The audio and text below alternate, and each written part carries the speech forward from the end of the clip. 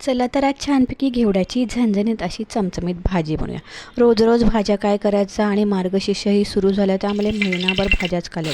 इथे मस्त पापडी घेवडा आणलाय, छान सोलून वगैरे घेतलाय, मस्त की साल काढून त्याचे छान असे दोन भाग करून त्याला निवडून वगैरे घ्यायचा. खराब असेल तर फेकून द्यायचा, कीड वगैरे बघून काढायची आणि छानपैकी निवडून घ्यायचा. इथे तेलामध्ये मस्त की लसूण कांदा परतून घेतलेला, त्याच्यात टाकलेला धुवून घेतलेला घेवडा, मस्त की निवडून घेतलेला घेवडा स्वच्छ धुवून घेतलेला आहे. इकडून इकडून हळद मीठ हिंग मसाला टाकून घ्यायचा आहे, परतून घ्यायचा आणि एकाच मिनिटात छानपैकी झाकण ठेवून वाफळून द्यायचं आहे. वाफळला की मग त्याच्यामध्ये कोथिंबीर आणि शेंगदाण्याचा कूट टाकून घ्यायचा. पुन्हा एक वाफ द्यायची आणि मस्त परतवून घ्यायचं आहे. अशाप्रमाणे जसं शिजला की थोडासा पाण्याचा हापका द्यायचा आहे. थोडा पाण्याचा हापका मारला की घेवडा जरा शिजला जातो आणि छानपैकी अगदी पापडी असते त्यामुळे ती छान शिजली जाते. तर शेंगदाण्याचं कूट टाकला की घेवड्याची भाजी एक नंबर चवीला लागते. तुम्ही खोबराही टाकू शकता.